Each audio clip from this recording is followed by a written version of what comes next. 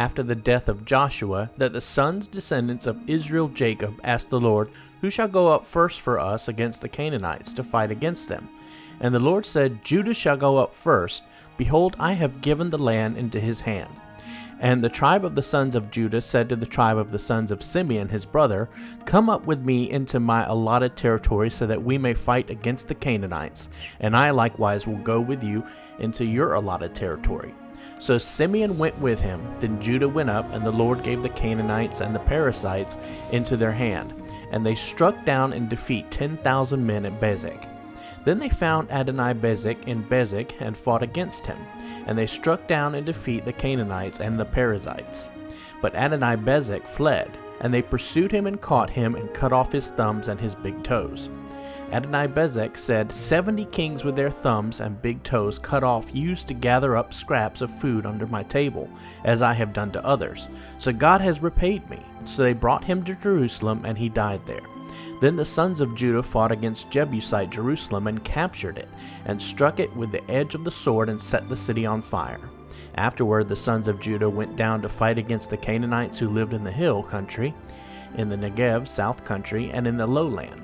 So Judah went against the Canaanites who lived in Hebron. The name of Hebron formerly was Kiriath-arba, and they defeated Shechem and Ahiman and Talmai. From there the tribe of Judah went against the inhabitants of Debir. The name of Deborah formerly was Kiriath-Sepher, city of books and scribes. And Caleb said, Whoever attacks Kiriath-Sepher and captures it, I will even give him my daughter Asath and as wife. Othniel, the son of Kenaz, Caleb's younger brother, captured it, so he gave him his daughter's Ashiv as a wife. When she came to Othniel, she persuaded him to allow her to ask her father Caleb for a field. Then she rode up to Caleb and dismounted from her donkey, and Caleb said to her, What do you want? She said to him, Give me a blessing, since you have given me the land of the Negev south country. Give me springs of water too. So Caleb gave her the upper springs and the lower springs. The sons of Jethro the Kenite, Moses' father-in-law, went up from the city of palms Jericho with the sons of Judah to the wilderness of Judah, which is in the Negev south country near Arad, and they went and lived with the people. Then the warriors of the tribe of Judah went with the warriors of the tribe of Simeon his brother, and they struck the Canaanites living in Zapheth and utterly destroyed it. So the city was called Hormah Destruction. Also the warriors of Judah captured Gaza with its territory, and Ashkelon with its territory, and Ekron with its territory. The Lord was with Judah, and the tribe of Judah took possession of the hill country, but they could not dispossess and drive out those inhabiting the valley, because they had iron chariots. Then they gave Hebron to Caleb as Moses had said, and he drove out from there the 3 sons of Anak. But the sons of Benjamin did not drive out the Jebusites who inhabited Jerusalem. So the Jebusites had lived with the sons of Benjamin in Jerusalem to this day. The house of Joseph also went up against Bethel, and the Lord was with them. The house of Joseph spied out Bethel. Now the name of the city was formerly Luz. The spies saw a man coming out of the city, and they said to him, Please show us the entrance to the city, and we will treat you kindly. So he showed them the entrance to the city, and they struck the city with the edge of the sword. But they let the man and all his family go free. The man went into the land of the Hittites and built a city and named it Luz, which is its name to this day. But the tribe of Manasseh did not take possession of Bethshean and its villages, or Tanah and its villages, or the inhabitants of Dor and its villages, or the inhabitants of Ibleam and its villages, or the inhabitants of Megiddo and its villages. So the Canaanites remained in that land. It happened when Israel became strong that they put the Canaanites to forced labor, but they did not drive them out completely. Neither did the warriors of Ephraim drive out the Canaanites who were living in Gezer. So the Canaanites lived in Gezer among them. The warriors of the tribe of Zebulun did not drive out the inhabitants of Kitron or Naphalal, so the Canaanites lived among them and put them into forced labor. The warriors of the tribe of Asher did not drive out the inhabitants of Acco, or the inhabitants of Sidon, or of Ahlab, or Ashbib, or of Helbah, or of Apik, or of Rehob. So the Asherites lived from the Canaanites, the inhabitants of the land, because they did not drive them out. Neither did the warriors of Naphtali drive out the inhabitants of Beth-Shemesh, or the inhabitants of Beth-Athneth, but they lived among the Canaanites, the inhabitants of the land, and the inhabitants of Beth-Shemesh and of Beth-Anath became forced labor for them. Then the Amorites forced the sons of Dan back into the hill country, for they would not allow them to come down into the valley. Yet the Amorites persisted in living on Mount Horez, the mountain of the sun, in Ajalon, and in Shelbim. But when the power of the house descendants of Joseph became strong and prevailed, they became forced labor. The border of the Amorites ran from the ascent of Akrab, from Selah rock and upward. Now the angel of the Lord came up from Gilgal to Bochum, and he said, I brought you up from Egypt and led you to the land which I swore to give to your fathers. And I said, I will never break my covenant with you. And as for you, you shall not make a covenant with the inhabitants of this land. You shall tear down their altars, but you have not obeyed me. What is this that you have done? So I also said, I will not drive your enemies out before you, but they will be like thorns in your sides, and their gods will be a snare to you. When the angel of the Lord had spoken these words to all the Israelites, the people raised their voices and wept. So they named the place Bochum, Weepers, and there they offered sacrifices to the Lord. And when Joshua had sent the people away, the tribes of the Israelites went each to his inheritance to take possession of the land. The people served the Lord all the days of Joshua and the days of the elders who outlived Joshua, who had seen all the great work of the Lord which he had done for Israel. Then Joshua the son of Nun, the servant of the Lord, died at the age of 110. And they buried him in the territory of his inheritance in Timnath-Heres, in the hill country of Ephraim, north of Mount Gash. Also all the people of that generation were gathered to their fathers in death, and another generation arose after them, who did not know, recognize, or understand the Lord, nor even the work which he had done for Israel. Then the Israelites did evil in the sight of the Lord, and worshipped and served the Baals. And they abandoned the Lord, the God of their fathers, who brought them out of the land of Egypt. They followed other gods from the gods of the peoples who were around them, and they bowed down to them, and offended and provoked the Lord to anger. So they abandoned the Lord and served Baal, the pagan god of the Canaanites, and Ashereth. So the anger of the Lord burned against Israel, and he gave them into the hands power of plunderers, who robbed them. And he sold them into the hands of the surrounding enemies, so that they could no longer stand in opposition before their enemies. Wherever they went, the hand of the Lord was against them for evil misfortune, as the Lord had spoken, and as the Lord had sworn to them, so that they were severely distressed. Then the Lord raised up judges who rescued them from the hands of those who robbed them. Yet they did not listen to their judges, for they played the prostitute after other gods, and they bowed down to them. They quickly turned aside from the way in which their fathers had walked in obeying the commandments of the Lord. They did not do as their fathers. When the Lord raised up judges for them, he was with the judge, and he rescued them from the hand of their enemies all the days of the judge. For the Lord was moved to pity by their groaning because of those who oppressed and afflicted them. But when the judge died, they turned back and behaved more corruptly than their fathers, in following and serving other gods and bowing down to them.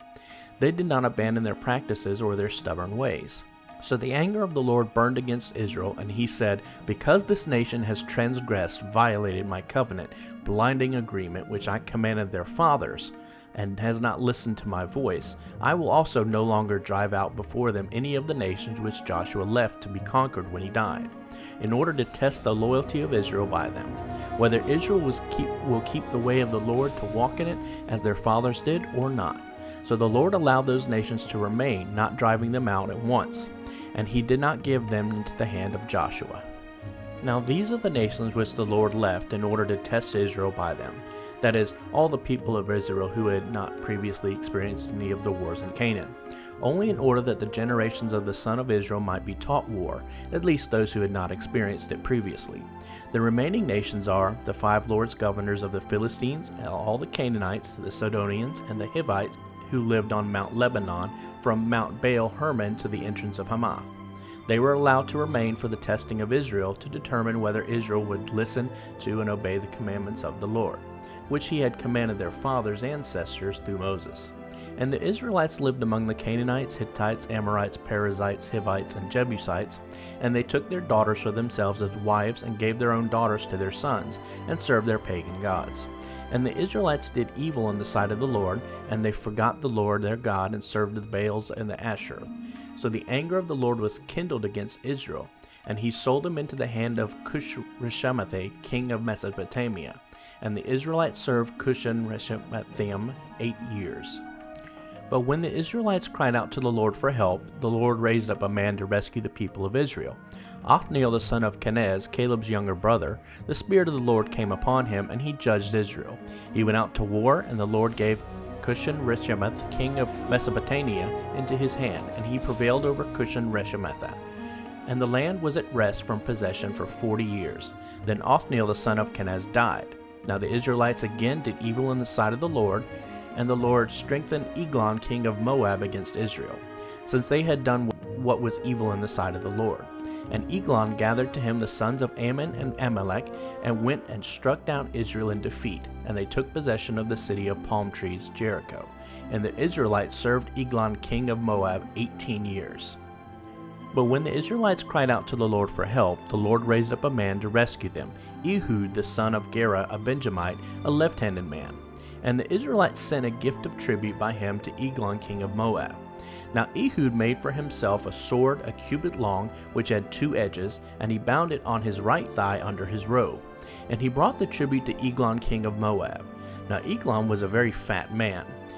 And when Ehud had finished presenting the tribute, he sent away the people who had carried it. But Ehud himself turned back from the sculpted stones at Gilgal, and he returned to Eglon and said to him, I have a secret message for you, O king. Eglon said, Keep silence.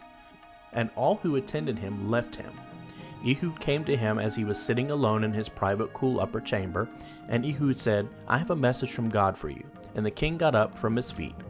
Then Ehud reached out with his left hand and took the sword from his right thigh and plunged it into Eglon's belly.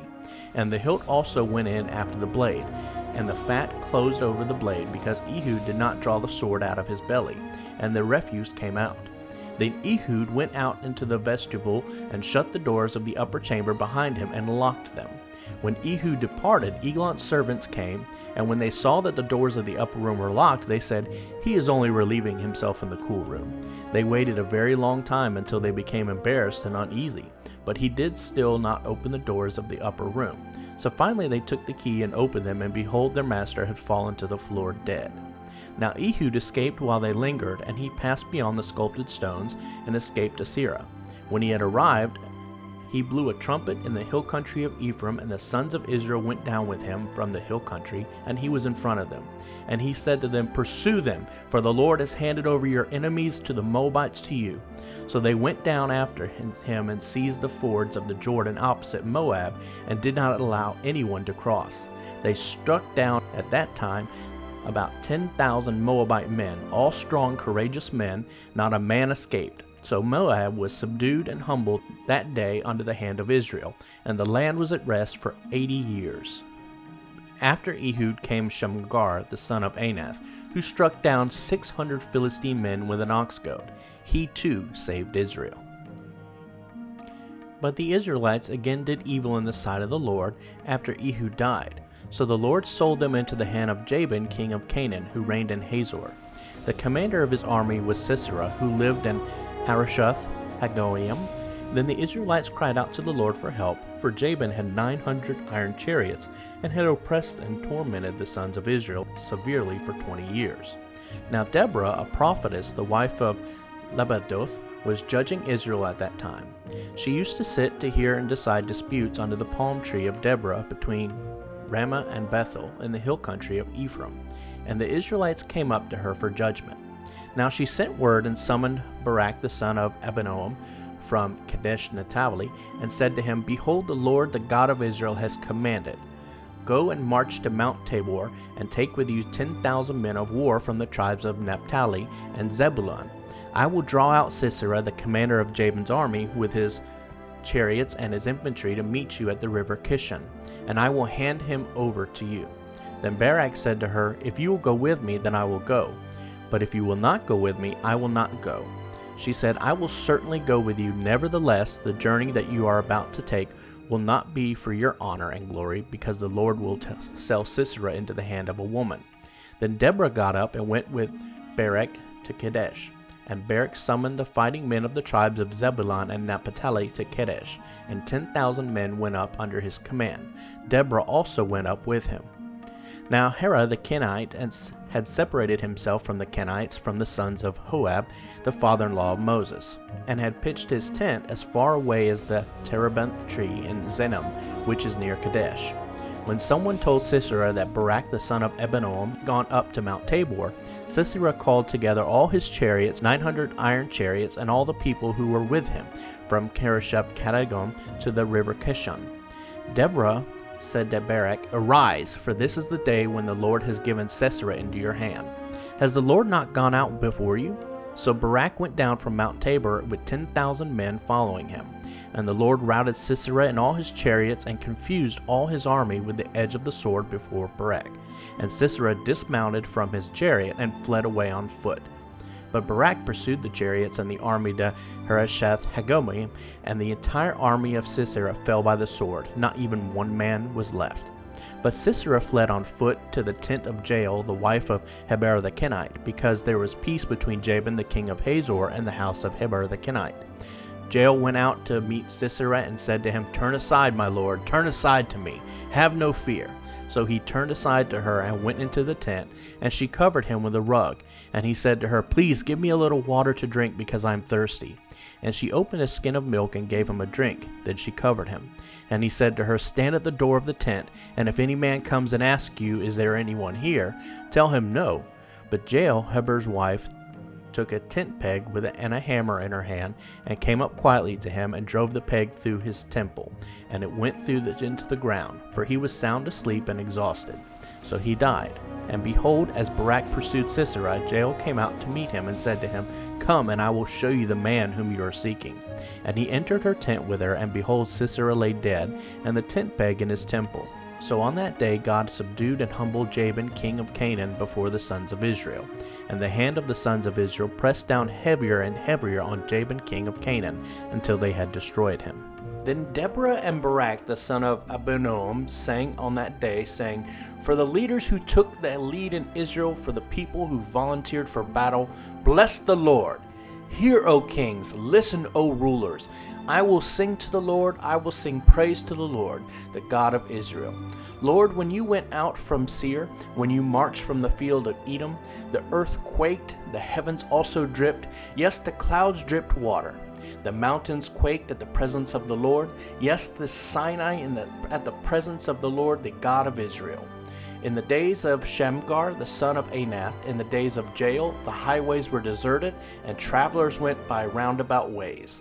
The villagers ceased to be, they ceased in Israel, until I, Deborah, arose, until I arose, a mother in Israel. They chose new gods, then war was in the gates. Was there a shield or spear seen among 40,000 in Israel? My heart goes out to the commanders of Israel, the volunteers among the people. Bless the Lord. Sing of it, you who ride on white donkeys, you who sit on rich carpets, and you who walk by the way.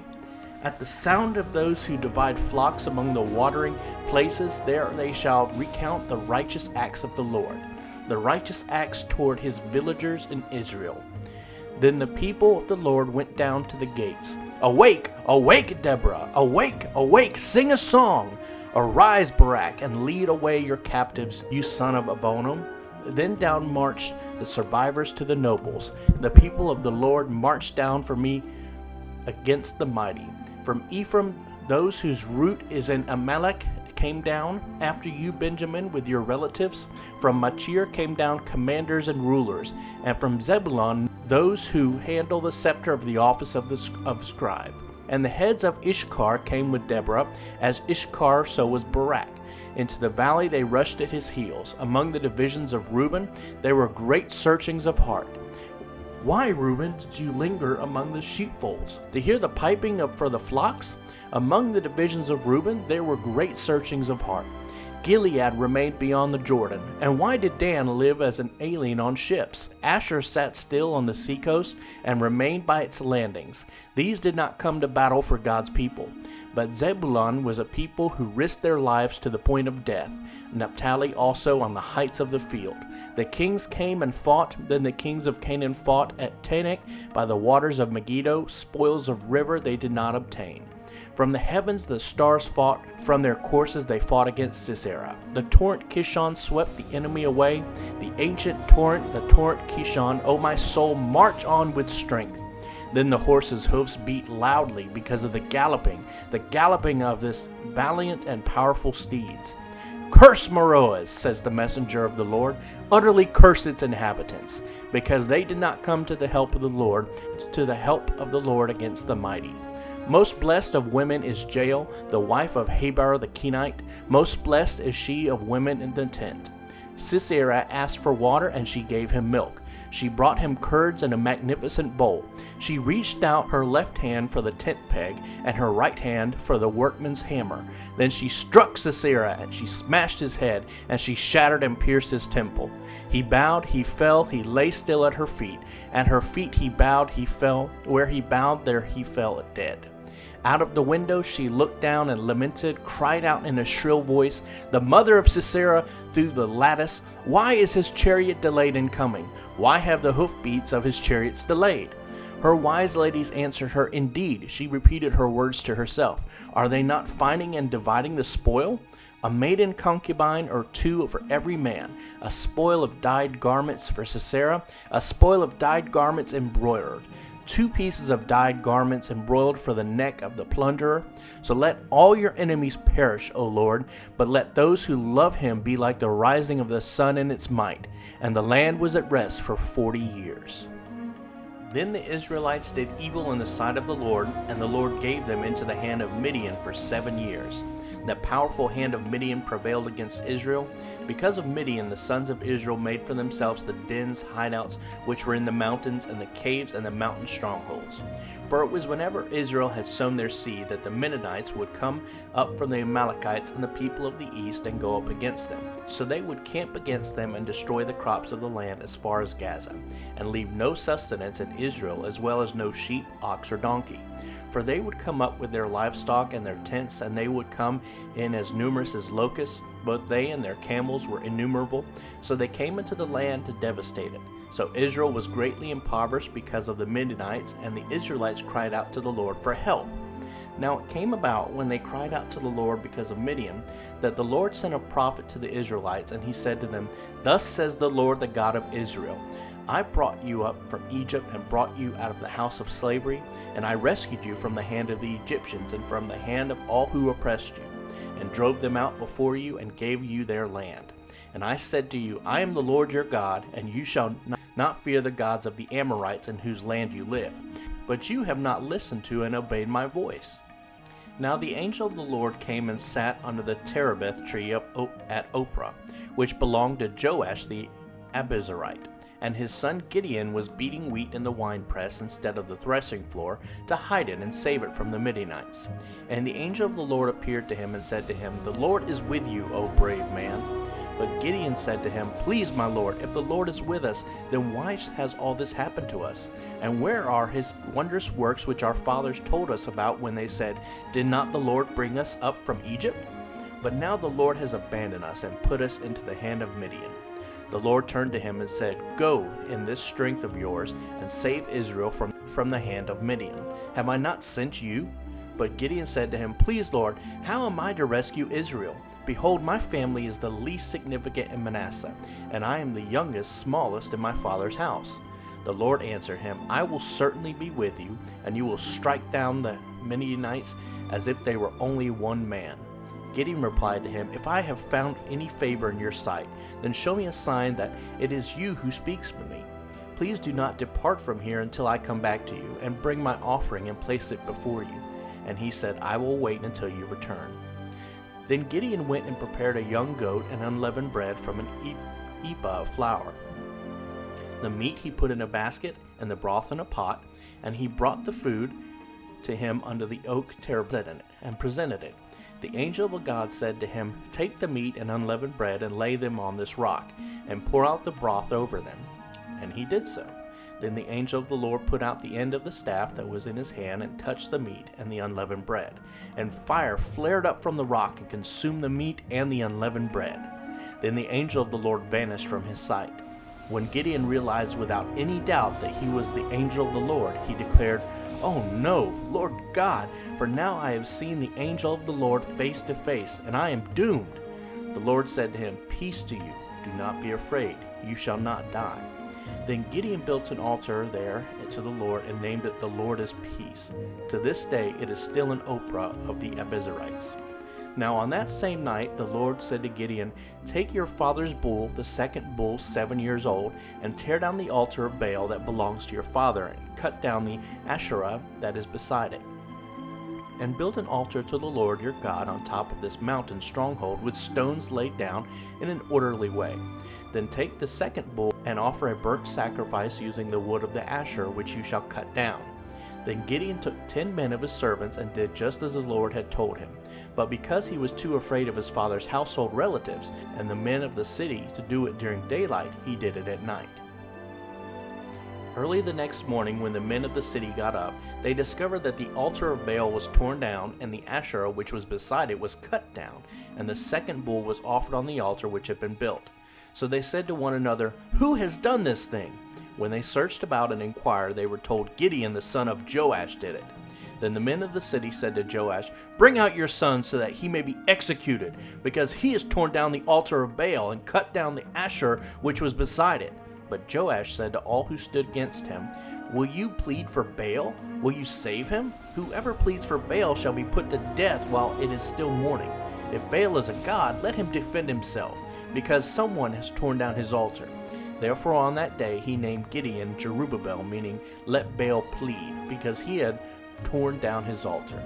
Then all the Midianites and the Amalekites and the people of the east assembled together, and they crossed over the Jordan and camped in the valley of Jezreel. So the Spirit of the Lord clothed Gideon and empowered him, and he blew a trumpet, and the Abiezrites were called together as a militia to follow him. He sent messengers throughout the tribe of Manasseh, and the fighting men were also called together to follow him. And he sent messengers of the tribes of Asher, Zebulun, and Naphtali, and they came up to meet him. Then Gideon said to God, "If you are going to rescue Israel through me, as you have spoken, behold, I will put a fleece of freshly sheared wool on the threshing floor. If there is dew only on the fleece, and it is dry on all the ground around it, then I will know that you will rescue Israel through me, as you said." And it was so. When he got up early the next morning and squeezed the dew out of the fleece, he wrung from it a bowl full of water. Then Gideon said to God, "Do not let your anger burn against me, so that I may speak once more. Please let me make a test once more with the fleece. Now let only the fleece be dry, and let there be dew on all the ground." God did so that night, for it was dry only on the fleece, and there was dew on all the ground around it. Jerubbaal, that is, Gideon, and all the people who were with him got up early and camped beside the spring of Harod, and the camp of Midian was north of them by the hill of Moreh in the valley. Then the Lord said to Gideon, "There are too many people with you for me to hand over Midian to them. Otherwise Israel will boast about themselves against me, saying, 'My own power has rescued me.' So now proclaim in the hearing of the people, whoever is afraid and trembling, let him turn back and leave Mount Gilead." So 22,000 men returned home, but 10,000 remained. Then the Lord said to Gideon, "There are still too many people. Bring them down to the water, and I will test them for you there. Therefore it shall be that he of whom I say to you, 'This one shall go with you,' he shall go with you. But every one of whom I say to you, 'This one shall not go up with you,' he shall not go."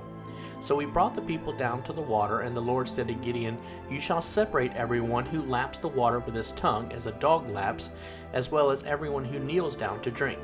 Now the number of those who lapped the water, putting their hand to their mouth, was 300 men, but all the rest of the people kneeled down to drink water. And the Lord told Gideon, "With the 300 men who lapped, I will rescue you, and will hand over the Midianites to you. Let all the other people go, each man to his home." So the 300 men took people's provisions for the journey and their trumpets made of ram's horns in their hands. And Gideon sent away all the men of Israel, each to his tent, but kept the 300 men.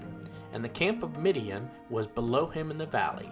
Now on that same night the Lord said to Gideon, "Arise, go down against their camp, for I have given it into your hand. But if you are afraid to go down by yourself, go with Purah your servant down to the camp. And you will hear what they say, and afterwards you will have the courage to go down against the camp."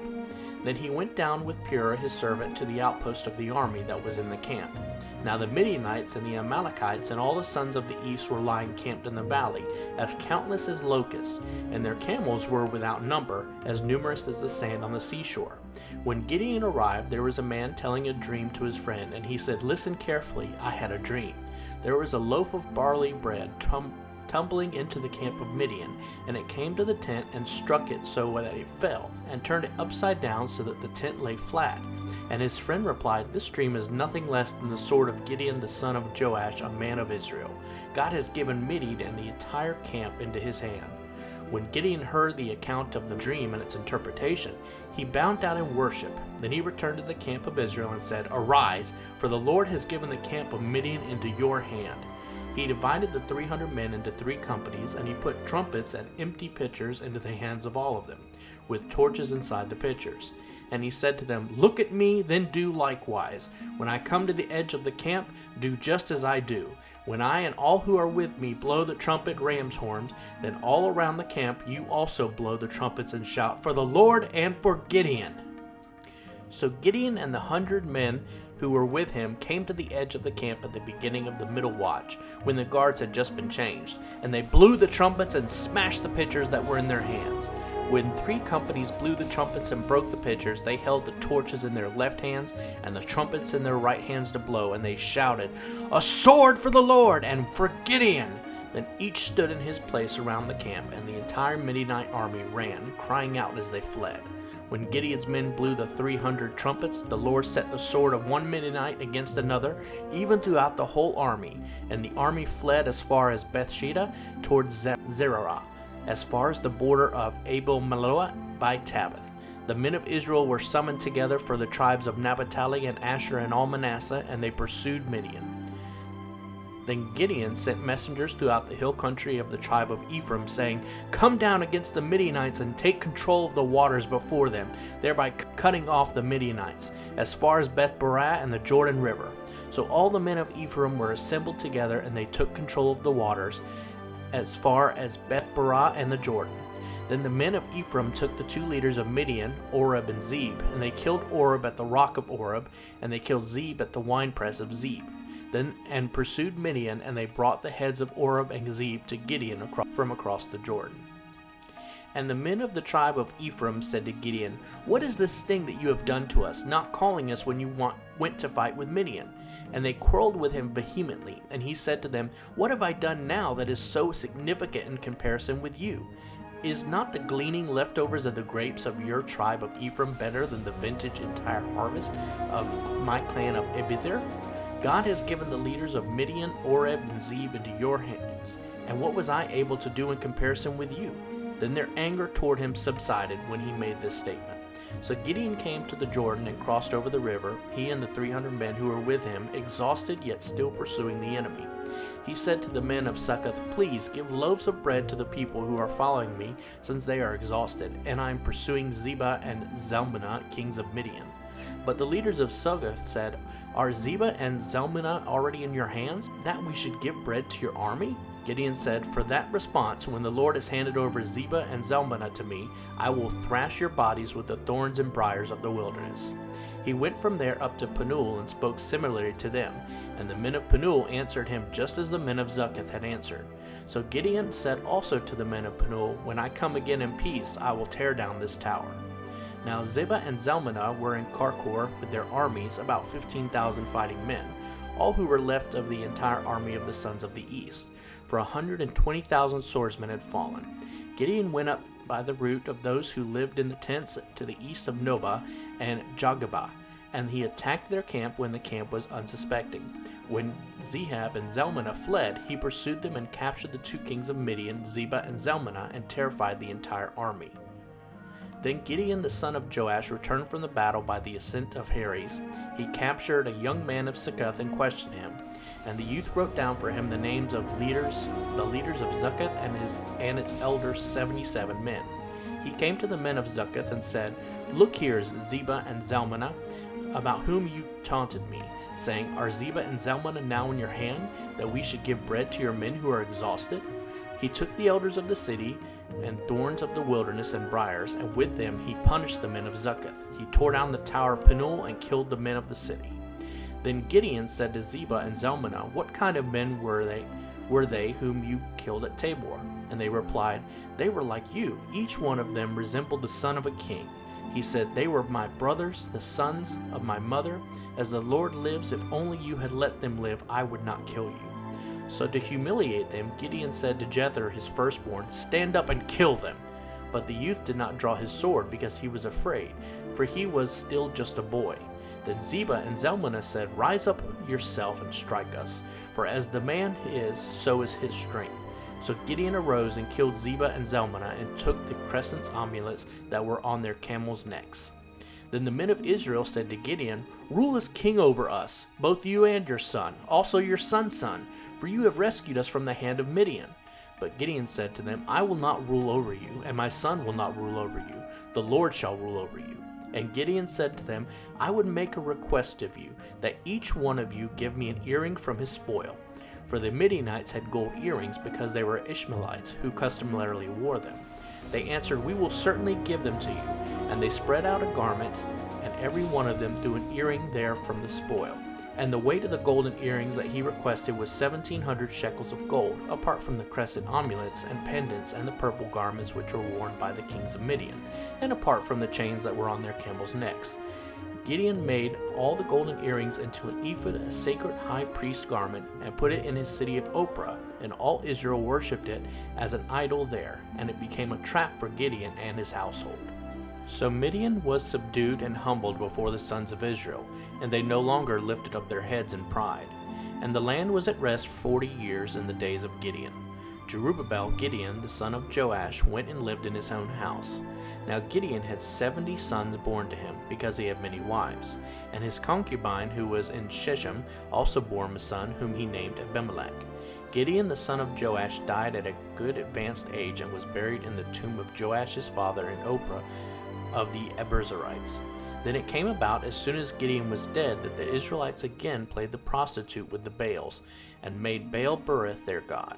And the Israelites did not remember the Lord their God, who had rescued them from the hand of all their enemies on every side, nor did they show the kindness to the family of Jerubbaal, that is Gideon, in return for all the good that he had done for Israel.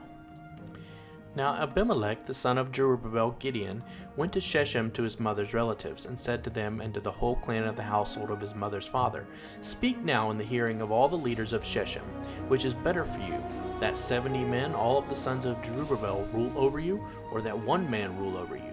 Also remember that I am your own bone and flesh." So his mother's relatives spoke all these words concerning him, so that all the leaders of Shechem could hear, and their hearts were inclined to follow Abimelech, for they said, "He is our relative." And they came, and they gave him 70 pieces of silver from the house of Baal-berith, and with which Abimelech hired worthless and undisciplined men, and they supported him. Then he went to his father's house at Oppress and murdered his brothers, the sons of Jerubbaal, 70 men, in a public execution on one stone. But Jotham, the youngest son of Jerubbaal, was left alive, because he had hidden himself. All the men of Shechem and all of Beth Millo assembled together, and they went and made Abimelech king by the oak terebinth of the pillar memorial stone of Shechem. When they told Jotham, he went and stood at the top of Mount Gerizim and shouted to them, "Hear me, O men of Shechem, so that God may hear you." Once the trees went forth to anoint a king over them, and they said to the olive tree, "Reign over us." But the olive tree said to them, "Should I give up my fatness by which God and men are honored, and go to wave over the trees?" Then the tree said to the fig tree, "You come and reign over us." But the fig tree said to them, "Should I give up my sweetness and my good fruit, and go to wave over the trees?" Then the tree said to the vine, "You come and reign over us." And the vine replied, "Should I give up my new wine, which makes God and men happy, and go to wave over the trees?" Then all the trees said to the bramble, "You come and reign over us." So the bramble said to the trees, "If in truth you are anointing me king over you, then come and take refuge in my shade. But if not, let fire come out of the bramble and devour the cedars of Lebanon." Now then, if you acted in truth and integrity when you made Abimelech king, and if you have dealt well with Jerubbaal and his house, and have dwelt with him as he deserved, for my father fought for you and risked his life and rescued you from the hand of Midian. But you have risen against my father's house today, and have murdered his sons, 70 men, on one stone, and have made Abimelech, son of his maidservant, king over the people of Shechem, because he is your relative. If then you have acted in truth and integrity with Jerubbaal and his house this day, then rejoice in Abimelech, and let him also rejoice in you. But if not, may fire come out from Abimelech and devour the people of Shechem, and Beth-millo, and may fire come out from the people of Shechem and Beth-millo and devour Abimelech. Then Jotham escaped and fled, and went to Beer, and lived there because of Abimelech his brother. Abimelech ruled over Israel for 3 years. Then God sent an evil spirit between Abimelech and the leaders of Shechem, and the leaders of Shechem acted treacherously against Abimelech, so that the violence done to the 70 sons of Jerubbaal Gideon might come on the guilty, and that their innocent blood might be laid on Abimelech their brother, who had killed them, and on the leaders of Shechem, who strengthened his hands, encouraged him to kill his brothers. The leaders of Shechem sent men to ambush against Abimelech on the mountaintops, and they robbed all who passed by them along the road, and it was reported to Abimelech. Now Gaal the son of Ebed came with his relatives and moved into Shechem, and the leaders of Shechem trusted him. They went out into the field, gathered the grapes of their vineyard, and trod them, and held a festival. And they entered the house of their God, and they ate and drank, and cursed Abimelech. Gaal the son of Ebed said, Who is Abimelech, and who is Shechem, that we should serve him? Is he not merely the son of Jerubbaal, and Zebah not his lieutenant? Serve the men of Hamor the father, founder of Shechem. Why then should we serve Abimelech? If only this people were under my authority, then I would remove Abimelech and say to him, Increase the size of your army and come out to fight. When Zebah, the ruler of the city, heard the words of Gaal the son of Ebed, his anger burned. He sent messengers to Abimelech secretly, saying, Behold, Gaal the son of Ebed and his relatives have come to Shechem, and they are stirring up the city against you. Now then, get up during the night, you and the people who are with you, and set up an ambush in the field. Then in the morning at sunrise you will get up early and rush upon and attack the city. And when Gaal and the people who are with him come out against you, you shall do to them whatever you can. So Abimelech and all the people who were with him got up during the night and set up an ambush against Shechem in 4 companies. Now Gaal the son of Ebed came out and stood in the entrance of the city gate. Then Abimelech and the people who were with him got up from the ambush. When Gaal saw the people, he said to Zebah, Look, people are coming down from the mountaintops. But Zebah said to him, You are only seeing the shadow of the mountains as if they were men. Gaal spoke again and said, Look, people are coming down from the highest part of the land, and one company is coming by way of the sorcerer's oak tree. Then Zebah said to Gaal, Where is your boasting mouth now? You who said, Who is Abimelech, and that we should serve him? Is this not the people whom you despised? Go out now and fight with them. So Gaal went out ahead of the leaders of Shechem and fought with Abimelech.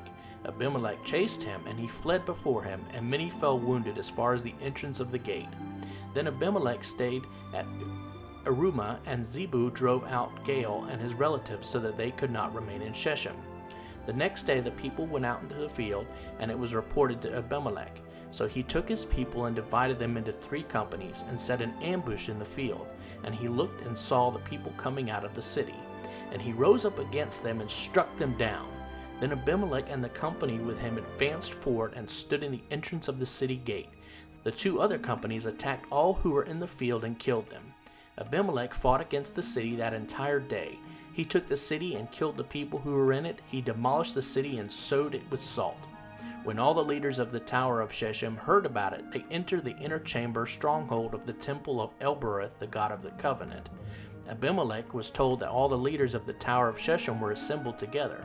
So Abimelech went up to Mount Zalmunna, he and all the people with him. And Abimelech took an axe in his hand and cut down a branch from the trees, picked it up and laid it on his shoulder. And he said to the people with him, What you have seen me do, hurry and do just as I have done. So every one of the people also cut down his branch and followed Abimelech. And they put the branches on top of the inner chamber and set it on fire over those inside, so that all the people in the tower of Shechem also died, about 1,000 men and women. Then Abimelech went to Thebez and camped against Thebez and took it. But there was a strong fortified tower in the center of the city, and all the men and women with all the leaders of the city fled to it and shut themselves in. And they went up on the roof of the tower. So Abimelech came to the tower and fought against it, and approached the entrance of the tower to burn it down with fire. But a certain woman threw an upper millstone down on Abimelech's head and crushed his skull. Then he called quickly to the young man who was his armor-bearer and said to him, Draw your sword and kill me, so that it will not be said of me, A woman killed him.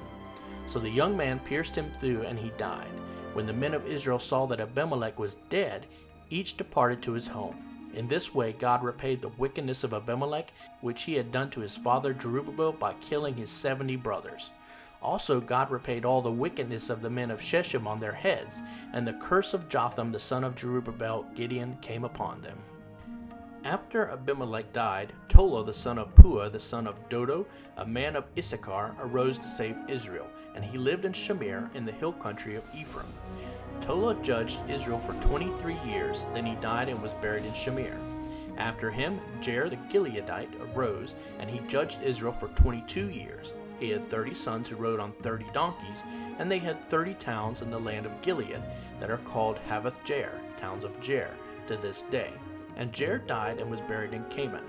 Then the Israelites again did what was evil in the sight of the Lord. They served the Baals, the Asheratoth, female deities, the gods of Aram, Syria, the gods of Sidon, the gods of Moab, the gods of Ammonites, and the gods of the Philistines. They abandoned the Lord and did not serve him. So the anger of the Lord was kindled against Israel, and he sold them into the hands of the Philistines and the Ammonites, and they oppressed and crushed Israel that year. For 18 years they oppressed all the Israelites who were beyond the Jordan in the land of the Amorites, which is in Gilead. The Ammonites crossed the Jordan to fight against Judah, Benjamin, and the house of Ephraim, so that Israel was greatly distressed. Then the Israelites cried out to the Lord for help, saying, "We have sinned against you, because we have abandoned and rejected our God and have served the Baals." The Lord said to the Israelites, "Did I not rescue you from the Egyptians, the Amorites, the Ammonites, and the Philistines? Also, when the Sidonians, the Amalekites, and the Ammonites oppressed and crushed you, you cried out to me, and I rescued you from their hands.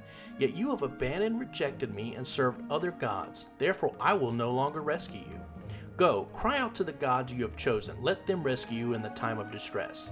The Israelites said to the Lord, "We have sinned. Do to us whatever seems good to you. Only please rescue us this day."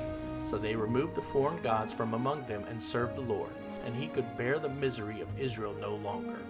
Then the Ammonites were assembled together, and they camped in Gilead. And the sons of Israel assembled and camped at Mizpah. The people, the leaders of Gilead, Israel, said to one another, "Who is the man who will begin to fight against the Ammonites? He shall become head over all the inhabitants of Gilead."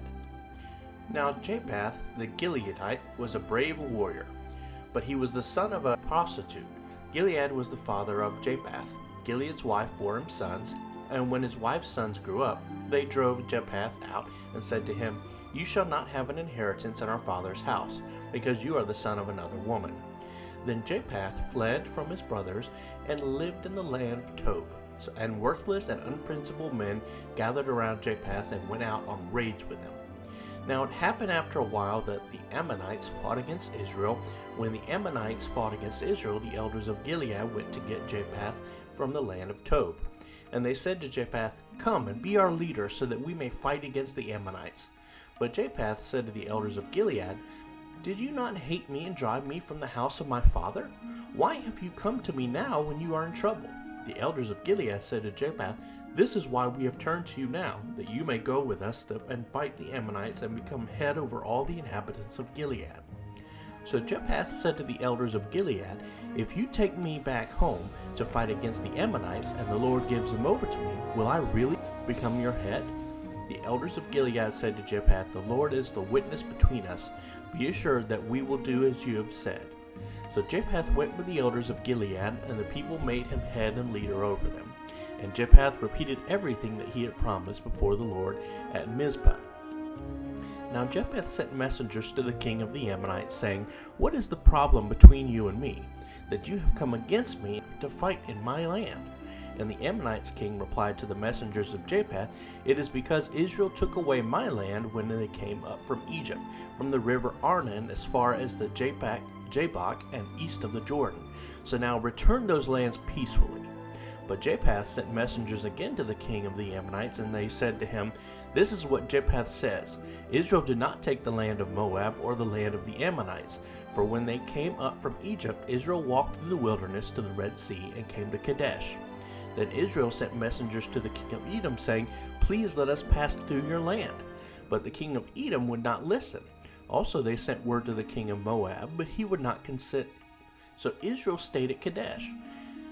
Then they went through the wilderness and went around the land of Edom and the land of Moab. and came to the east side of the land of Moab, and they camped on the other side of the river Arnon. But they did not enter the territory of Moab, for the Arnon was the northern boundary of Moab. Then Israel sent messengers to Sihon, king of the Amorites, king of Heshbon, and Israel said to him, "Please let us pass through your land to our place." But Sihon did not trust Israel to pass through his territory, so Sihon gathered together all his people and camped at Jahaz and fought against Israel. The Lord, the God of Israel, gave Sihon and all his people into the hand of Israel, and they defeated them.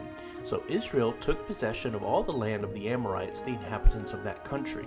They took possession of all the territory of the Amorites, from the Arnon as far as the Japheth, and from the wilderness westward as far as the Jordan. Now the Lord God of Israel has dispossessed and driven out the Amorites from before his people Israel. So why should you possess it? Do you not possess what Chemosh your God gives you to possess? And everything that the Lord our God disposed before us, we will possess. Now are you any better than Balak the son of Zippor, king of Moab? Did he ever strive against Israel, or did he ever go to war against them? While Israel lived in Heshbon and its villages, and in Aorah and its villages, and in all the cities along the banks of the Arnon for 300 years, why did you not recover your lost lands during that time? So I have not sinned against you, but you are doing me wrong by making war against me. May the Lord the righteous judge this day between the Israelites and the Amorites. But the king of the Amorites disregarded the message of Jephthah which he sent to him. Then the Spirit of the Lord came upon Jephthah, and he passed through Gilead and Manasseh, the Zipad of Gilead, and from Mizpah of Gilead he passed on to the Ammonites. Jephthah made a vow to the Lord and said, "If you will indeed give the Ammonites into my hand, then whatever comes out of the doors of my house to meet me, when I return in peace from the Ammonites, it shall be the Lord's, and I will offer it up as a burnt offering." Then Jephthah crossed over to the Ammonites to fight with them, and the Lord gave them into his hand. And from Aorah to the entrance of Minnith he struck them 20 cities, and as far as Abel-Kerim brook by the vineyard, with a very great defeat. So the Ammonites were subdued and humbled before the Israelites. Then Jephthah came to his house of Mizpah, and this is what he saw: his daughter coming out to meet him with tambourines and with dancing. And she was his only child. Except for her he had no son or daughter. And when he saw her, he tore his clothes in grief and said, "Alas, my daughter, you have brought me great disaster, and you are the cause of ruin to me. For I have made a vow to the Lord, and I cannot take it back." And she said to him, "My father, you have made a vow to the Lord. Do to me as you have vowed, since the Lord has taken vengeance for you on your enemies, the Ammonites." And she said to her father, "Let this one thing be done for me. Let me alone for 2 months, so that I may go to the mountains and weep over my virginity, I and my companions." And he said, "Go." So he sent her away for 2 months, and she left with her companions and wept over her virginity on the mountains. At the end of the 2 months she returned to her father, who did to her as he had vowed. And she had no relations with a man. It became a custom in Israel that the daughters of Israel went yearly to tell the story of the daughter of Jephthah the Gilead 4 days in the year. The men of the tribe of Ephraim were summoned to action, and they crossed over to Zaphon and said to Jephthah, "Why did you cross over to fight with the Ammonites without calling us to go with you? For that we will burn your house down upon you." And Jephthah said to them, "My people and I were in a major conflict with the Ammonites, and when I called you for help, you did not rescue me from their hand. So when I saw that you were not coming to help me, I took my life in my hands and crossed over against the Ammonites, and the Lord handed them over to me. So why have you come up to me this day to fight against me?" Then Jephthah assembled all the men of Gilead and fought with the tribe of Ephraim. And the men of Gilead defeated Ephraim, because they had said, "You Gileadites are fugitives of Ephraim in the midst of the tribes of Ephraim and Manasseh." And the Gileadites took the fords of the Jordan opposite the Ephraimites. And when any of the fugitives of Ephraim said, "Let me cross over," the men of Gilead would say to him, "Are you an Ephraimite?" If he said no, they said to him, "Then say Shibboleth." And he said Sibboleth, for he could not pronounce it correctly. Then they seized him and killed him at the fords of the Jordan. At that time 42,000 of the Ephraimites fell. Jephthah judged Israel for 6 years. Then Jephthah the Gilead died and was buried in one of the cities of Gilead. And after him Ibzan of Bethlehem judged Israel. He had 30 sons and 30 daughters, whom he gave in marriage outside the family. And he brought in 30 daughters-in-law from outside for his sons. He judged Israel for 7 years. Then Ibzan died and was buried at Bethlehem. After him, Elon the Zebulunite judged Israel, and he judged Israel for 10 years. Then Elon the Zebulunite died and was buried at Ajalon in the land of Zebulun. Now after him, Abdon the son of Hillel the Pirathonite judged Israel. He had 40 sons and 30 grandsons who rode on 70 donkeys, and he judged Israel for 8 years. Then Abdon the son of Hillel the Pithroite died and was buried at Pithron in the land of Ephraim in the hill country of the Amalekites. Now Israel again did what was evil in the sight of the Lord, and the Lord gave them into the hands of the Philistines for 40 years. And there was a certain man of Zorah, of the family of the Danites, whose name was Manoah, and his wife was infertile and had no children. And the angel of the Lord appeared to the woman and said to her, Behold, you are infertile and have no children, but you shall conceive and give birth to a son. Therefore be careful not to drink wine or any other intoxicating drink, and do not eat anything ceremonial unclean. For behold, you shall conceive and give birth to a son. No razor shall come upon his head, for the boy shall be a Nazarite dedicated to God from birth, and he shall begin to rescue Israel from the hands of the Philistines. Then the woman went and told her husband, saying, A man of God came to me, and in his appearance was like the appearance of the angel of God, very awesome. I did not ask him where he came from, and he did not tell me his name. But he said to me, Behold, you shall conceive and give birth to a son, and now you shall not drink wine or any other intoxicating drink, nor eat anything ceremonially unclean. For the boy shall be a Nazarite to God from birth to the day of his death. Then Manoah pleaded with the Lord and said, O Lord, please let the man of God whom you sent come again to us, and teach us what we are to do for the boy who is to be born. And God listened to the voice of Manoah, and the angel of God came again to the woman as she sat in the field. But Manoah, her husband, was not with her. So the woman ran quickly and told her husband, Behold, the man who came to me the other day has appeared to me. Then Manoah got up and followed his wife, and came to the man and said to him, Are you the man who spoke to this woman? He said, I am. And Manoah said, Now when your words come true, what shall be the boy's manner of life and his vocation?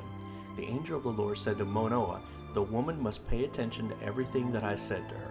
She may not eat anything that comes from the vine, nor drink wine or any other intoxicating drink, nor eat anything ceremonially unclean. She shall observe everything that I commanded her. Then Manoah said to the angel of the Lord, Please let us detain you, and let us prepare a young goat for you to eat. The angel of the Lord said to Manoah, Though you detain me, I will not eat your food. But if you prepare a burnt offering, offer it to the Lord. For Manoah did not know that he was the angel of the Lord. Manoah said to the angel of the Lord, What is your name, so that when your words come true, we may honor you? But the angel of the Lord said to him, Why do you ask my name, seeing it is wonderful and miraculous?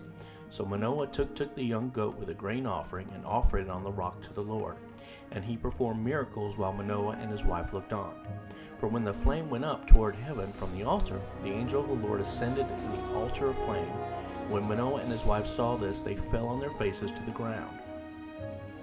The angel of the Lord did not appear again to Manoah or his wife. Then Manoah knew that he was the angel of the Lord. So Manoah said to his wife, We will certainly die because we have seen God. But his sensible wife said to him, If the Lord had desired to kill us, he would not have received a burnt offering and a grain offering from our hands, nor would he have shown us all these things, nor would he have announced such things as these at this time. So the woman in due time gave birth to a son and named him Samson. And the boy grew, and the Lord blessed him, and the Spirit of the Lord began to stir him at times in Menadadan between Zorah and Eshtaol. Samson went down to Timnah, and at Timnah he saw a woman, one of the daughters of the Philistines. So he went back and told his father and his mother, I saw a woman at Timnah, one of the daughters of the Philistines. Now get her for me as a wife. But his father and mother said to him, Is there no woman among the daughters of your relatives, or among all our people, that you must go take a wife from the uncircumcised pagan Philistines? And Samson said to his father, Get her for me, because she looks pleasing to me. His father and mother did not know that it was of the Lord. He was seeking an occasion to take action against the Philistines. Now at that time the Philistines were ruling over Israel. Then Samson went down to Timnah with his father and mother to arrange the marriage, and they came as far as the vineyards of Timnah. And suddenly a young lion came roaring toward him. The Spirit of the Lord came upon him mightily, and he tore the lion apart as one tears apart a young goat. And he had nothing at all in his hand, but he did not tell his father and mother what he had done. So he went down and talked with the woman, and she looked pleasing to Samson. When he returned later to take her, he turned aside to see the carcass of the lion, and behold, a swarm of bees and honey were in the body of the lion. So he scraped the honey out into his hands and went on, eating as he went. When he came to his father and mother, he gave them some, and they ate it, but he did not tell them he had taken the honey from the body of the lion. His father went down to the woman, and Samson prepared a feast there, for that was the customary thing for young men to do. When the people saw him, they brought 30 companions, wedding attendants, to be with him. Then Samson said to them, "Let me now ask you a riddle. If you can tell me what is within the 7 days of the feast, and solve it, then I will give you 30 linen tunics, undergarments, and 30 short changes of outer clothing. But if you are unable to tell me the answer, then you shall give me 30 linen tunics, undergarments, and 30 changes of outer clothing." And they said to him, "Ask your riddle so that we may hear it." So he said to them, "Out of the eater came something to eat, and out of the strong came something sweet." And they could not solve the riddle in 3 days. Then on the 4th day they said to Samson's wife, "Persuade your husband to tell us through you the answer of the riddle, or we will burn you and your father's household with fire. Have you invited us to make us poor? Is this not true?" So Samson's wife wept before him and said, "You only hate me, you do not love me. You have asked my countrymen a riddle and have not told the answer to me." And he said to her, "Listen, I have not told my father or my mother either, so why should I tell you?" However, Samson's wife wept before him 7 days while their wedding was feasted and lasted. And on the 7th day he told her because she pressed him so hard. Then she told the answer to the riddle to her countrymen. So the men of the city said to Samson on the 7th day before sundown, "What is sweeter than honey? What is stronger than a lion?" And he said to them, "If you had not plowed with my heifer, you would not have solved my riddle." Then the Spirit of the Lord came upon him mightily, and he went down to Ashkelon and killed 30 of them, and took their gear, and gave changes of clothes to those who had explained the riddle. And his anger burned, and he went up to his father's house. But Samson's wife was given to his companion, who had been his friend. But after a while, in the time of wheat harvest, Samson went to visit his wife with a young goat, as a gift of reconciliation. And he said, "I will go into my wife in her room." But her father would not allow him to go in. Her father said, "I really thought you utterly hated her, so I gave her to your companion. Is her younger sister not more beautiful than she? Please take her as your wife instead." Samson said to them, "This time I shall be blameless in regard to the Philistines when I do them harm." So Samson went and caught 300 foxes and took torches, and turning the foxes tail to tail, he put a torch between each pair of tails. When he had set the torches ablaze, he let the foxes go into the standing grain of the Philistines, and he burnt up the heap of sheaves and the standing grain, along with the vineyards and olive groves. Then the Philistines said, "Who did this?" And they were told, "Samson, the son-in-law of the Temanite, because he took Samson's wife and gave her to his chief companion at the wedding feast."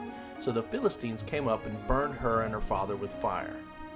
Samson said to them, "If this is the way you act, be certain that I will take revenge on you, and only after that I will stop." Then he struck them without mercy, a great slaughter, and he went down and lived in the cleft of the rock of Edom. Then the army of the Philistines came up and camped in the tribal territory of Judah and overran Lehi Jawbone. The men of Judah said, "Why have you come up against us?" And they answered, "We have come up to bind Samson in order to do to him what he has done to us." Then 3,000 men of Judah went down to the cleft of the rock at Edom and said to Samson, "Have you not known that the Philistines are rulers over us? What is this that you have done to us?" He said to them, "As they did to me, so I have done to them." They said to him, "We have come down to bind you so that we may hand you over to the Philistines." And Samson said to them, "Swear to me that you will not kill me." So they said to him, "No, we will only bind you and securely place you into their hands, but we certainly will not kill you." So they bound him with 2 new ropes and brought him up from the rock of Edom. When he came to Lehi, the Philistines came shouting to meet him. And the Spirit of the Lord came upon him mightily, and the ropes of his arms were like flax linen that had been burned, and his bonds dropped off his hands. He found a fresh jawbone of a donkey, so he reached out his hand and took it and killed 1,000 men with it. Then Samson said, "With the jawbone of a donkey, heaps upon heaps, with the jawbone of a donkey, I have struck down 1,000 men." When he finished speaking, he threw the jawbone from his hand, and he named the place Ramath Lily, Hill of the Jawbone. Then Samson was very thirsty, and he called out to the Lord and said, "You have given this great victory through the hand of your servant, and now I am to die of thirst and fall into the hands of the uncircumcised pagans?" So God split open the hollow place that was at Lehi, and water came out of it. When Samson drank, his spirit's strength returned, and he was revived. Therefore he named it En Hakor, spring which is calling, which is at Lehi to this day. And Samson judged Israel in the days of occupation by Philistines for 20 years. Then Samson went to Gaza and saw a prostitute there, and went in to her. The Gazites were told, "Samson has come here," so they surrounded the place and waited all night at the gate of the city to ambush him. They kept quiet all night, saying, "In the morning when it is light we will kill him." But Samson lay resting until midnight. Then at midnight he got up and took hold of the doors of the city gate and the two doorposts and pulled them, security bar and all. And he put them on his shoulders and carried them up to the top of the hill which is opposite Hebron. After this he fell in love with a Philistine woman living in the valley of Sorek, whose name was Delilah. So the 5 lords of governors of the Philistines came to her and said to her, "Persuade him and see where his great strength lies, and find out how we may overpower him, so that we may bind him to subdue him. And each of us will give you 1,100 pieces of silver." So Delilah said to Samson, "Please tell me where your great strength lies, and with what you may be bound and subdued." Samson said to her, "If they bind me with 7 fresh cords, tendons, and that have not been dried, then I will be weak and be like any other man." Then the Philistine lords brought her 7 fresh cords that had not been dried, and she bound him with him. Now she had men lying in ambush in the inner room. And she said to him, "The Philistines are upon you, Samson." And he broke the cords as a string of tow breaks when it touches fire. So the secret of his strength was not discovered. Then Delilah said to Samson, "See now, you have mocked me and told me lies. Now please tell me truthfully how you may be bound." He said to her, "If they bind me tightly with new ropes that have not been used, then I will become weak and be like any other man." So Delilah took new ropes and bound him with them and said to him, "The Philistines are upon you, Samson." And the men lying in ambush were in the inner room, but he snapped the ropes off his arms like sewing thread. Then Delilah said to Samson, "Until now you have mocked me and told me lies. Tell me truthfully with what you may be bound." And he said to her, "If you weave the 7 braids of my hair with the web, and fasten it with a pin, then I will become weak and be like any other man." So while he slept, Delilah took the 7 locks braids of his hair and wove them into the web. And she fastened it with the pin of the loom and said to him, "The Philistines are upon you, Samson." And he awoke from his sleep and pulled out the pin of the weaver's loom and the web. Then she said to him, "How can you say I love you when your heart is not with me? You have mocked me these 3 times and have not told me where your great strength lies." When she pressured him day after day with her words and pleaded with him, he was annoyed to death. Then finally he told her everything that was in his heart and said to her, "A razor has never been used on my head, for I have been a Nazirite to God from my mother's womb. If I am shaved, then my strength will leave me, and I will become weak and be like any other man." Then Delilah realized that he had told her everything in his heart, so she sent and called for the Philistine lords, saying, "Come up at once, because he has told me everything in his heart." Then the Philistine lords came up to her and brought the money they had promised in their hands. She made Samson sleep on her knees, and she called a man and had him shave off the 7 braids of his head. Then she began to abuse Samson, and his strength left him. She said, "The Philistines are upon you, Samson." And he awoke from his sleep and said, "I will go out as I have time after time and shake myself free." For Samson did not know that the Lord had departed from him. Then the Philistines seized him and gouged out his eyes, and they brought him down to Gaza and bound him with 2 bronze chains. He was forced to be a grinder of grain until flour at the mill in the prison. But the hair of his head began to grow again after it had been shaved off. Now the Philistine lords gathered together to offer a great sacrifice to Dagon, their god, and to celebrate, for they said, "Our God has given Samson our enemy into our hands." When the people saw Samson, they praised their God, for they said, "Our God has handed over our enemy to us, the ravager of our country, who has killed many of us." Now when they were in high spirits, they said, "Call for Samson so that he may amuse us." So they called Samson out of the prison, and he entertained them. They made him stand between the pillars. Then Samson said to the boy who held him by the hand, "Let me feel the pillars on which the roof of the house rests, so that I may lean against them." Now the house was full of men and women. All the Philistine lords were there. and on the flat roof were about 3,000 men and women who looked on while Samson was entertaining them. Then Samson called out to the Lord and said, O Lord God, please remember me and please strengthen me just this one time, O God, and let me take vengeance on the Philistines for my 2 eyes. Samson took hold of the 2 middle support pillars on which the house rested, and braced himself against them, one with his right hand and the other with his left. And Samson said, Let me die with the Philistines. And he stretched out with all his might, collapsing the support pillars. And the house fell on the Lord and on all the people who were in it. So the dead whom he killed at his death were more than those whom he had killed during his life. Then his brothers and his father's entire tribal household came down, took him and brought him up, and they buried him in the tomb of Manoah his father, which was between Zorah and Eshtaol. So Samson had judged Israel for 20 years. There was a man of the hill country of Ephraim, whose name was Micah. And he said to his mother, The 1,100 pieces of silver which were taken from you, about which you cursed the thief, and also spoke about in my hearing, behold, the silver is with me, I took it. And his mother said, Blessed be my son before the Lord. He returned the 1,100 pieces of silver to his mother, and she said, I had truly dedicated the silver from my hand to the Lord for my son in his name, to make an image carved from wood and plated with silver, and a cast image of solid silver. So now I will return it to you. So when he returned the silver to his mother, she took 200 pieces of silver and gave them to the silversmith, who made of it an image of silver-plated wood and a cast image of solid silver. And they were in the house of Micah. Now the man Micah had a house of God's shrine, and he made an ephod and cherubim, and dedicated and installed one of his sons, who became his personal priest. In those days there was no king in Israel. Every man did what was right in his own eyes. Now there was a young man from Bethlehem in Judah, from the family of the tribe of Judah, who was a Levite, and he was staying there temporarily. Then the man left the town of Bethlehem in Judah to stay wherever he could find a place. And as he journeyed, he came to the hill country of Ephraim, to the house of Micah. Micah said to him, Where do you come from? And he said to him, I am a Levite from Bethlehem in Judah, and I am going to stay wherever I can find a place. And Micah said to him, Live here with me, and be a father and a personal priest to me, and I will give you 10 pieces of silver each year, a supply of clothing, and your sustenance, room and board. So the Levite went in. The Levite agreed to live with the man, and the young man became to Micah like one of his sons. So Micah dedicated and installed the Levite, and the young man became his priest and lived in the house of Micah. Then Micah said, Now I know that the Lord will favor me and make me prosper, because I have a Levite as my priest. In those days there was no king in Israel, and in those days the tribe of the Danites was seeking an inheritance of land for themselves to live in. For until then an inheritance had not been allotted to them as a possession among the tribes of Israel. So the sons of Dan sent from the total number of their extended family 5 brave men from Zorah and Eshtaol to scout the land and to explore it. And they said to them, Go, explore the land.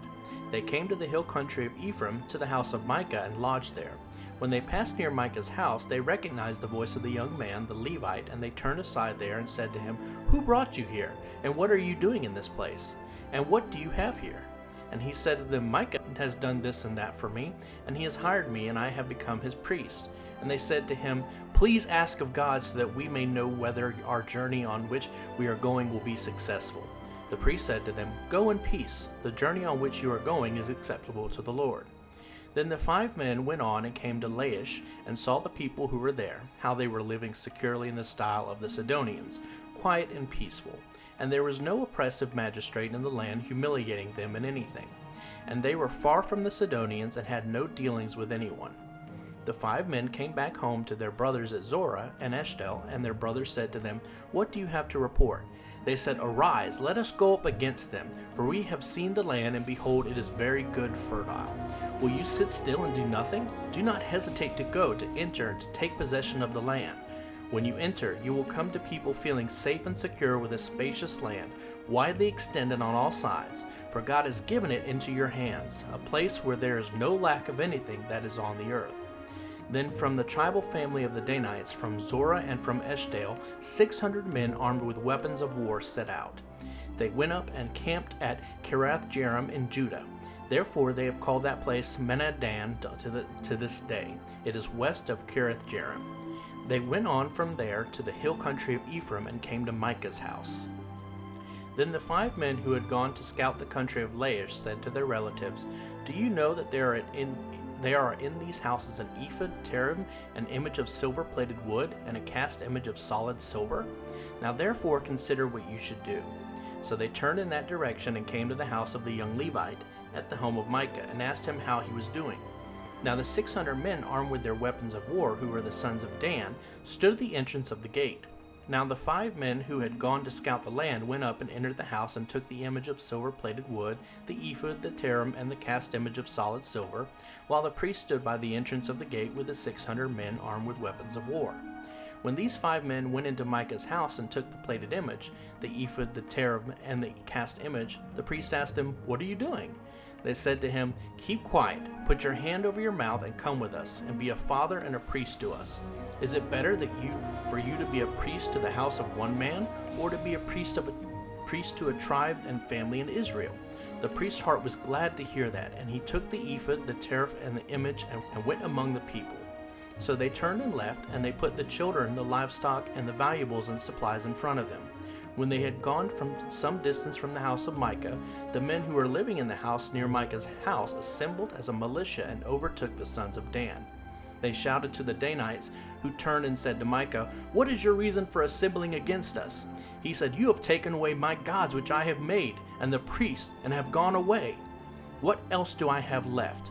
How can you say to me, 'What is your reason?'" The sons of Dan said to him, "Do not let your voice of complaint be heard among us, or else angry men will assault you, and you will lose your life, along with the lives of everyone in your household." Then the Danites went on their way, and Micah saw that they were too strong for him, so he turned and went back to his house. They took the idolatrous things that Micah had made and his priest, and they came to Laish, to a people who were quite insecure. And they struck them with the edge of the sword and burned the city with fire. And there was no one to rescue them, because it was far from Sidon, and they had no dealings with anyone. It was in the valley which belongs to Beth Rehob, and they rebuilt the city and lived in it. They named the city Dan, after Dan their forefather, who was born to Israel, Jacob. However, the original name of the city was Laish. The tribe of the sons of Dan set up the image of silver-plated wood for themselves. And Jonathan the son of Gershom the son of Moses and his sons were priests to the tribe of the Danites until the day of the captivity and exile from the land. So they set up for themselves Micah's silver-plated wooden image which he had made, and kept it throughout the time that the house tabernacle of God was at Shiloh.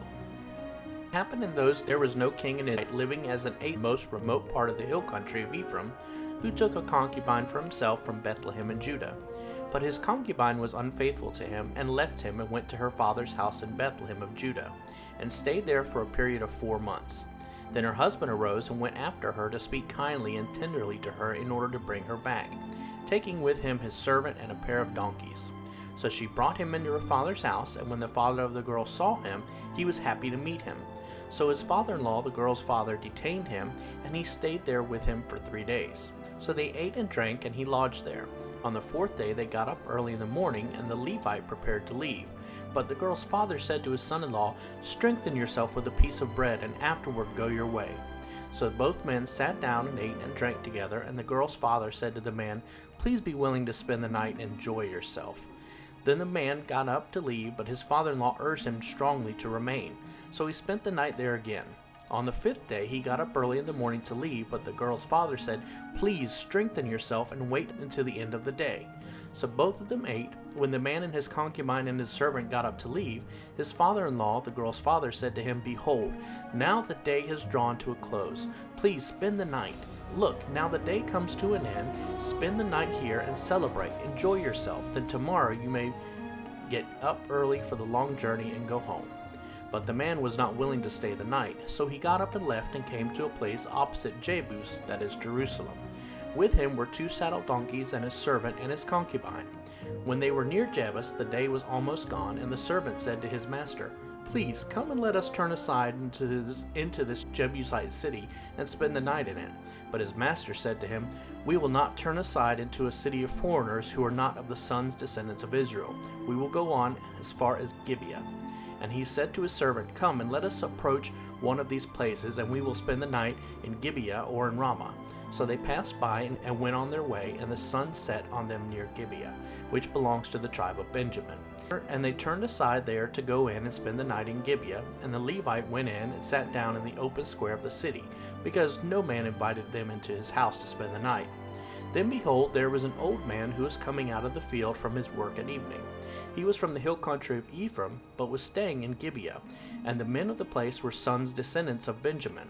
When he looked up, he saw the traveler and his companions in the city square, and the old man said, "Where are you going, and where do you come from?" The Levite replied, "We are passing through from Bethlehem in the territory of Judah to the most remote part of the hill country of Ephraim. I am from there. I went to Bethlehem of Judah, but I am now going home to my house, and there is no man in the city who will take me into his house for the night. Yet we have both straw and feed for our donkeys, and also bread and wine for me, and for your handmaid, and for the young man who is with your servant. There is no lack of anything." Then the old man said, "Peace be to you. Only leave all your needs to me, and do not spend the night in the open square." So he brought him into his house and fed the donkeys, and they washed their feet and ate and drank.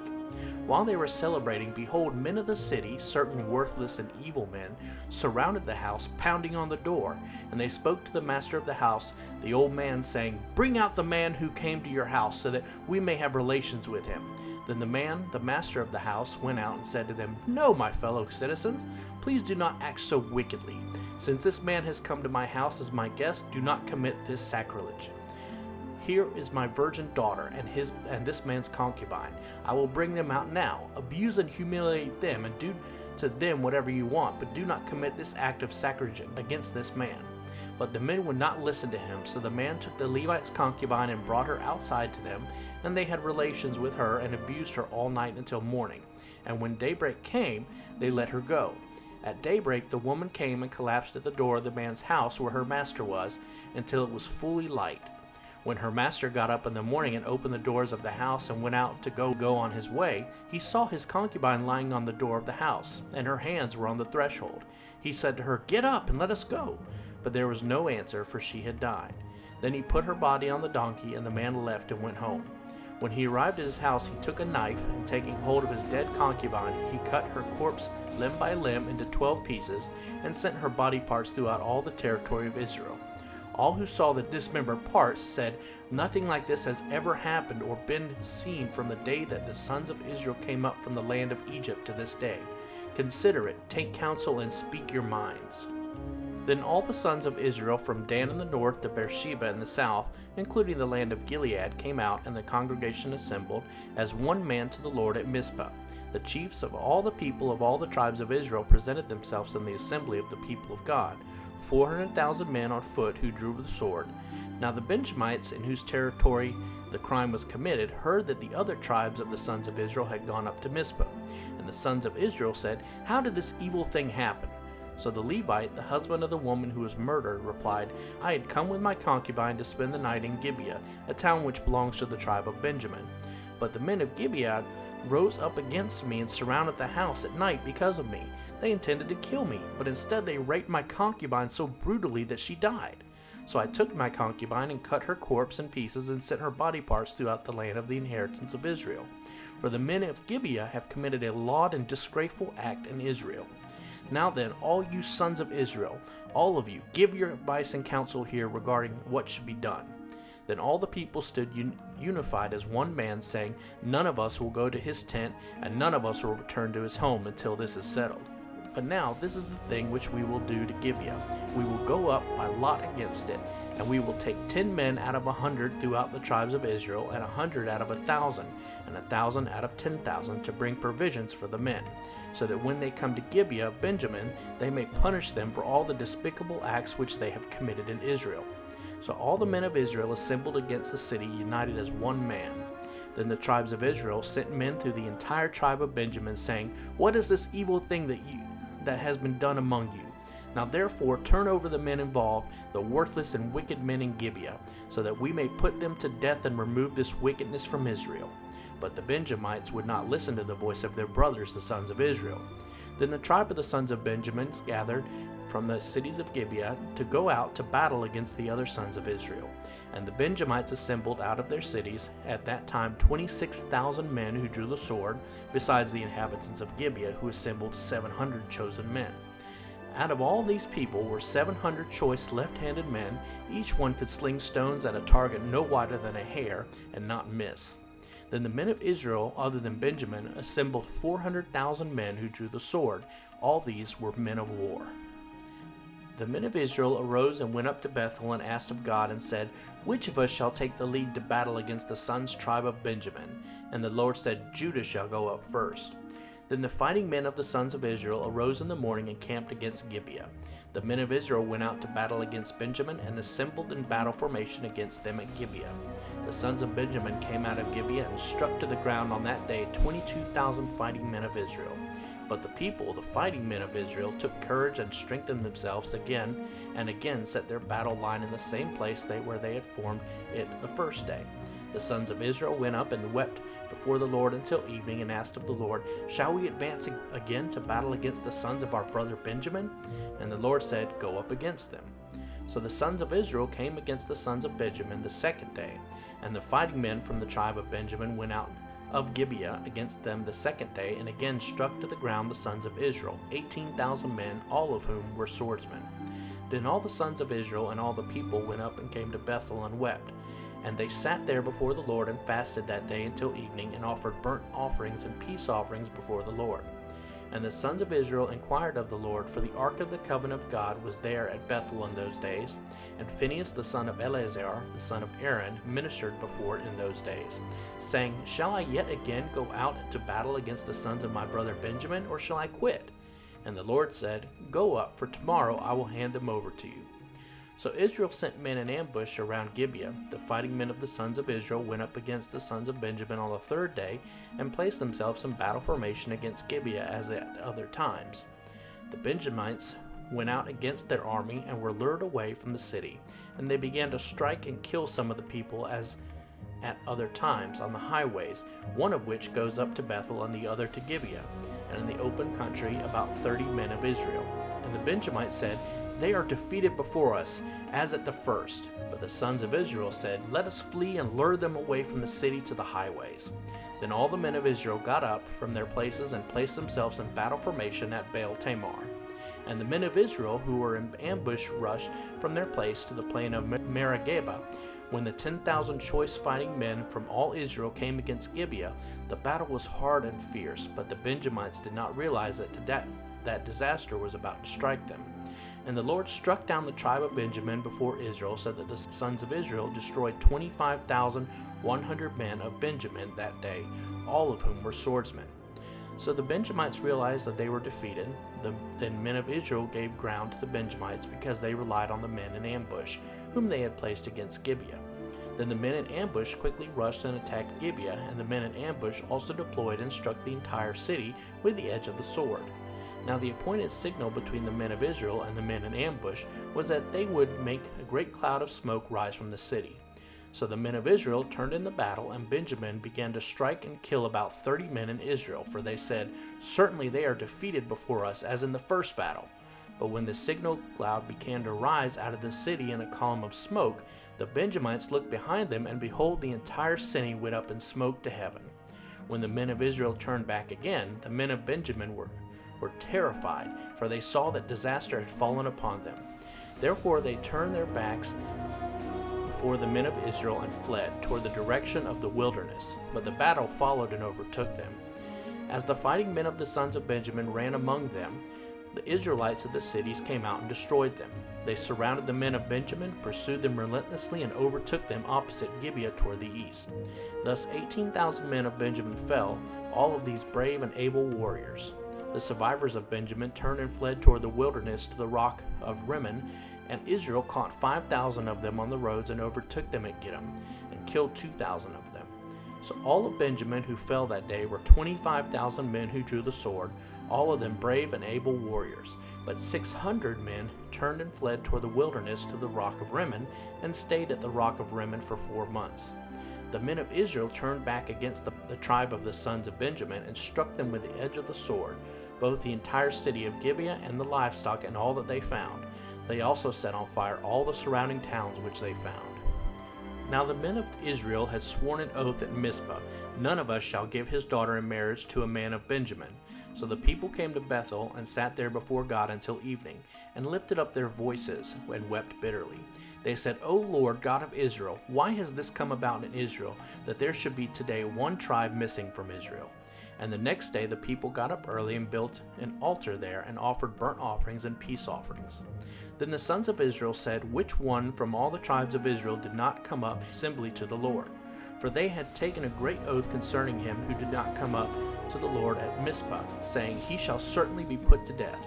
And the sons of Israel felt sorry and had compassion for their brother Benjamin, and said, "One tribe has been cut off from Israel today. What shall we do for our wives for those who are left? Since we have sworn an oath by the Lord that we will not give them in any of our daughters as wives. Which one is there of the tribe of Israel that did not come up Mizpah to the Lord?" And behold, it was discovered that no one had come to the camp from Jabesh Gilead to the assembly. For when the people were assembled, behold, there was one of the inhabitants of Jabesh Gilead there. And the congregation sent 12,000 of the most courageous men there, and commanded them, saying, "Go and strike the inhabitants of Jabesh Gilead with the sword, including the women and children. And this is the thing that you shall do.